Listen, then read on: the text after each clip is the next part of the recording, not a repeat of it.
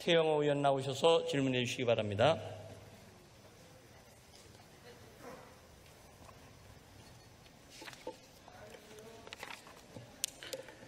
존경하는 국민 여러분, 서울 강남갑 출신 미래통합당 국회의원 태영호입니다.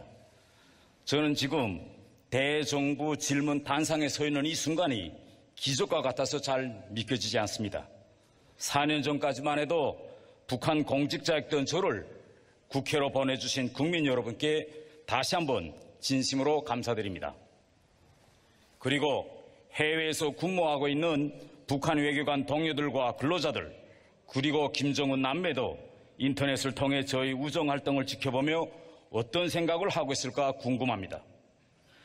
저는 2017년 5월 문재인 정부가 출범하면서 대통령께서 밝힌 사람이 먼저다라는 국정 철학에 커다란 감명을 받았습니다.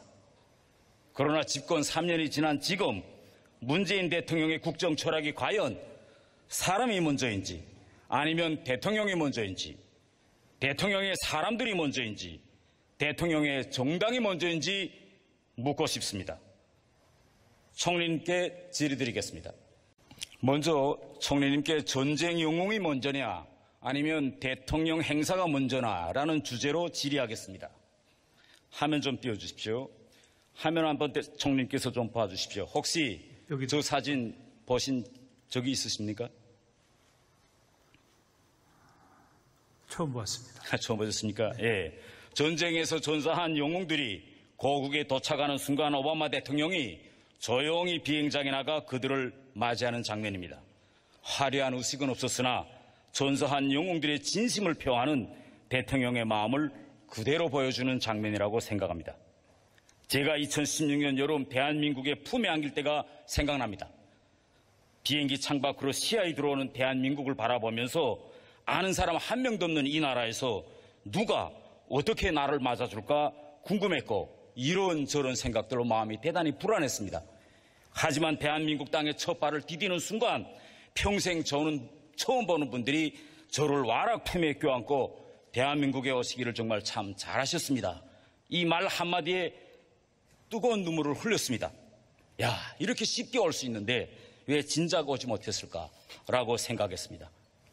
지난 6월 24일 6.25 전쟁 영웅 147명의 유해가 70여 년 만에 조국 땅에 도착했습니다.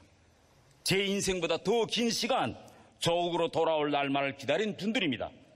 그 순간 우리 공항에서 그분들을 누가 혹시 맞았는지 총리님께서는 아시고 계십니까? 아마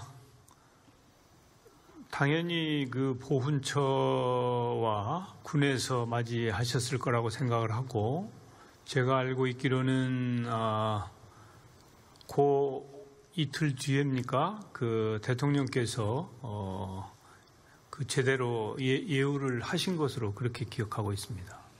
제가 알기로는 실무자급 직원들이 나와서 유해를 맞이했다고 합니다. 제가 행사 관계자와 통화해보니 굳이 다음날 행사가 있는데 나갈 필요성이 없었다고 답했습니다. 정말 참담한 이야기입니다.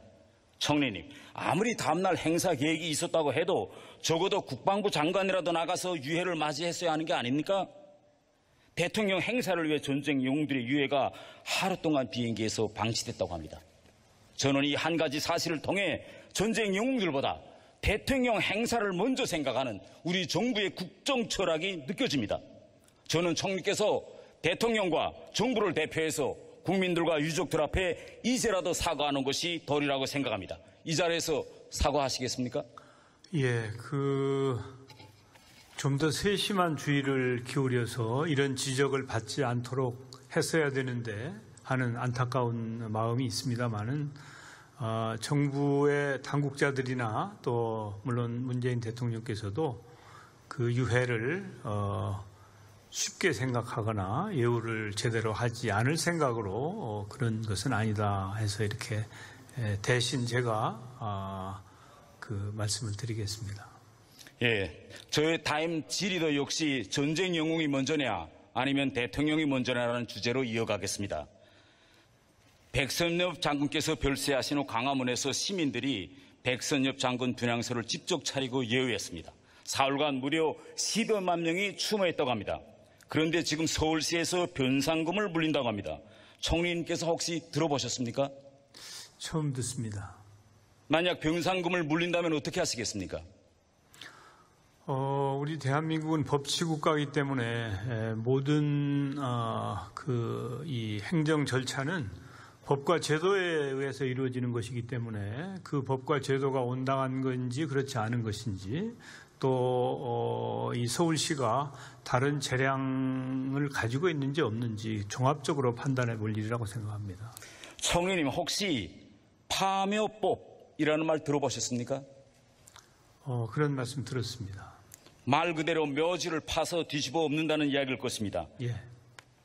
총리님께서 혹시 21세기에 지금 북한 말고 다른 나라에서 부관 참시한다는 말 들어보셨습니까? 실제로 멜로디 등이 매우 유사합니다. 그런 말 들어본 적이 또 없습니다. 둘 다 악보에는 이 없는 법이 도입부입니다. 통과된다면 특정 행사에 정말 장엄한 백선엽 느낌을 장군과 주기 위한 같은 분의 일종의 묘소를 장식을 비슷하게 파묘법으로 썼다는 처리하실 얘기입니다. 겁니까? 그거야 이제 국회가 입법부니까요. 국회에서 제가 보기에는 법을 발의하는 것은 이제 일정한 요건만 갖추면 발의가 되는 것인데 그것을 위원회에서 충분히 논의해서 입법을 하느냐 마느냐를 결정하기 때문에 이제 국민적인 공감을 얻지 못하는 그런 입법 발의는 대부분 입법에 성공하지 못하는 것으로 저는 그렇게 알고 있습니다. 그리고 지금 뿐만 아니라 우리 국군의 창설 뿌리가 북한으로 도망쳐 북한군을 창설하는 데 일조한 김원봉까지 들어가야 된다는 황당한 주장도 나오고 있습니다. 김원봉은 6.25 때 동족 산장의 비극을 일으킨 주범 중에 한 사람으로서 북한에서 6.25 전쟁 용 칭호까지 받은 전범입니다. 총리님께서 혹시 그 사진을 보신 적이 계십니까? 예. 지금 보신 그 사진이 소련군에 편입돼서 소련군 군복을 입고 있는 김일성입니다.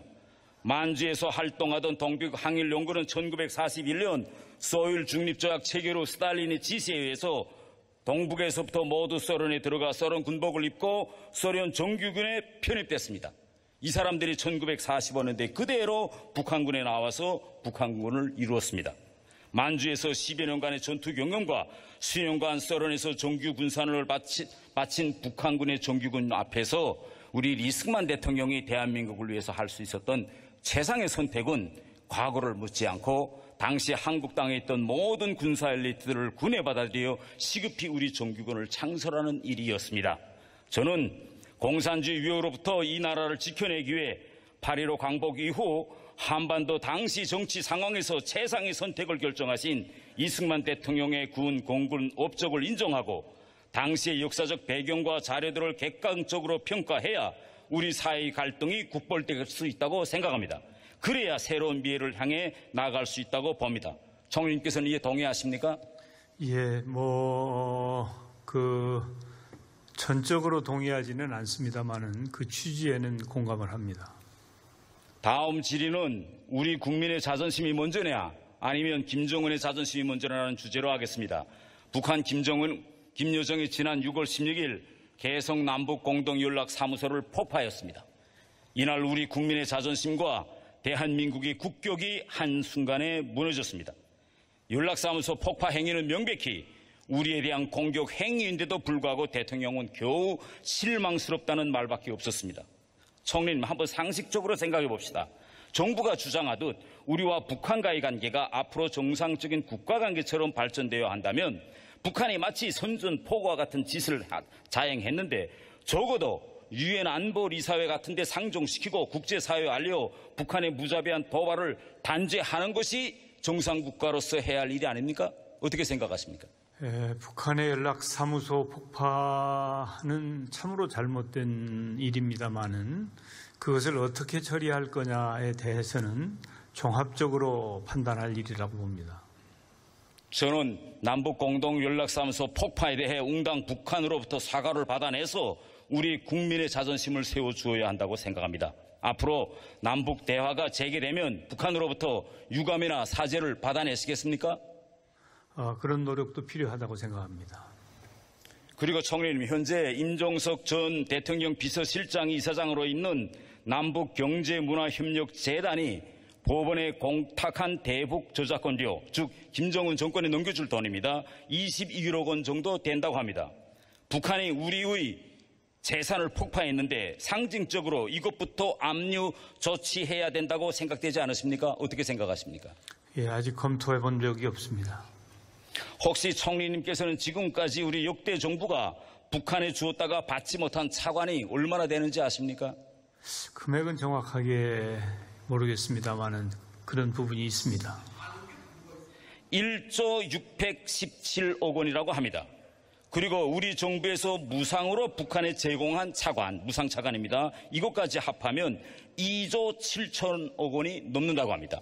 우리 대한민국 전체 4년제 대학 270여만 명의 학생들이 등록금 없이 한 학기를 다니고도 남을 만한 어마어마한 금액이 북한으로 넘어갔습니다. 북한에 꽂은 돈 받지 못하고 또 돈 갚으라는 말 한마디도 하지 못하는 정부가 앞으로 새로운 남북 경제 협력이 시작되면 우리 경제를 살릴 것이라고 하는데 이러한 주장에 동의하십니까? 예, 당연히 그 채권 채무에 대해서는 적절한 시점에 그 논의가 있었을 것으로 생각이 되고요. 이제 이 남북 간에 만약에 이 핵 문제라든지 현안이 잘 해결이 되어서 경제 협력이 이루어진다면 이런 것보다도 훨씬 큰 그런 시너지가 있을 것으로 저는 판단하고 있습니다. 다음 질의는 정전선언이냐 항복선언이냐 북한 비핵화 견인선언이냐 북한 핵보유국 인정선언이냐라는 주제로 질의드리겠습니다. 저는 오늘 이 대정부 질의 서두에 총리님께서 정전선언에 대해서 말씀하시는 걸 보고 크게 놀랐습니다. 그래서 저는 이 자리가 총리님께서 또 저와 함께 정전선언 문제에 대해서 정말 팩트로 올바로 리해하시는 그런 기회가 되었으면 합니다. 총리님, 지금 여당 의원들이 추진하고 있는 정전선언 결의안이 그들이 말대로 국회에서 채택되면 북핵 폐기가 견인될 것이라고 생각하십니까? 출발점이 될 수도 있다고 생각합니다. 예, 화면 한번 좀 보시겠습니다. 저 화면에 보시다시피 판문점 선언 채택 이후 싱가포르 북미 합의 이후에 북한은 시도 때도 없이 말만 생기면 정전선언을 하자고 떠들었습니다. 예, 계속 정전선언이라고 했습니다. 왜 그때 북한이 저렇게 계속 정전선언을 입에 올렸다고 생각하십니까?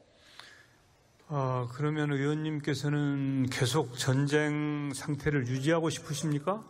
제가 이제 그 다음 답변을 말씀드리겠습니다. 그런데 아주 흥미로운 일이 발생합니다. 총리님께서 아시고 계시겠지만은 문재인 대통령이 2018년 평양을 다녀오고 그 다음 연이어 미국에 가서 트럼프 대통령을 만나고 서울로 돌아오십니다.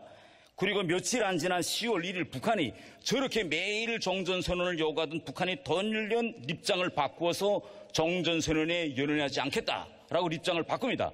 아니 문재인 대통령이 평양, 워싱턴을 쭉 돌고 왔는데 왜 갑자기 김정은이가 이렇게 입장을 바꾸었습니까? 혹시 정전선언 문제와 관련하여 야당과 국민 모르게 문재인 대통령과 김정은, 트럼프 대통령 사이에 뭐 오간 내용이 있습니까? 그 적절치 않은 추측이신 것 같습니다. 네.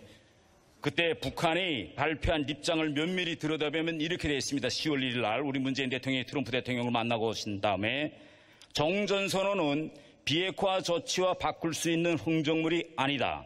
정전선언과 비핵화를 연결시키면 연연하지 않겠다. 이러면서 북한이 돌연뜻 입장을 바꿉니다. 이에 대해서 미국은 그래도 정전선언 정도 하려면 적어도 핵신고와 검증 원칙에 동의해야지 그것조차도 안 하고 정전선언을 해버리면 북한의 핵 보유국주의를 인정하는 꼴이 된다. 이렇게 미국이 말합니다. 이렇게 총리님께서 보시다시피 정전선언을 놓고 미국과 북한 입장이 이렇게 첨예하고 대척점에 있는데 지금 여당은 북핵 폐기를 전제로 하지 않은 정전선언 추진 결의안이 비핵화를 견인할 수 있다 이렇게 주장합니다. 이것이 지금 현전 미북 관계에서 현실적인 안이라고 보십니까? 종전선언과 비핵화는 이제 좀 다른 사안이고요. 남북 간에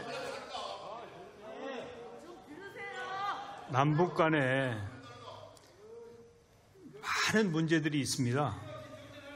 이렇게 종전선언만 있고 비핵화만 있는 것이 아니고 여러 가지 많은 문제들이 있기 때문에 이것은 서로 복잡하게 연결되어 있는 상황이어서 지금은 남북 간의 대화가 상당히 진척이 되다가 중단이 되어 있는 상태입니다. 그런데 제가 생각하기에는 결국은 남북 간의 대화와 타협을 통해서 어려운 문제들을 해결하고 한반도의 평화와 번영의 길로 나가는 것이 옳다. 그리고 전국적으로는 우리가 비핵화라고 하는 목표를 달성해야 된다고 생각을 합니다. 그런데 그런 길로 나가는 데 있어서 뭔가 이 출발점이 필요한데 종전선언은 그런 차원에서 만약에 이루어진다면 도움이 될 수 있다고 저는 판단합니다. 북핵 폐기를 전제로 하지 않는 종전선언은 결국 김정은이 요구하고 있는 핵 보유 인정선언이 될 것입니다. 지금 여당이 주장하고 있는 종전선언 추진 결의안은 결국은 말 앞에 마찰을 놓고 말을 끌겠다는 그런 형식과 같습니다. 북핵 폐기 내용도 없는 종전이라는 선물을 그것도 북한이 금방 남북 연락소를 파악한 며칠 이후에 이러한 견해를 발휘해야 한다는 것은 종전선언이라는 이런 선물을 김정은 남매에게 가져다 바치던 것으로서 김정은 남매의 그러한 행포에 굴복하는 항복밖에 볼 수 없다고 생각합니다. 감사합니다. 예, 종전선언을 논하는 것은 그것은 북한 당국이나 김정은 위원장을 위해서가 아니고 우리 대한민국 국민을 위해서 그리고 한민족을 위해서 그런 논의를 하고 있는 것입니다. 그 점을 태 의원님께서는 참작해 주시기 바랍니다.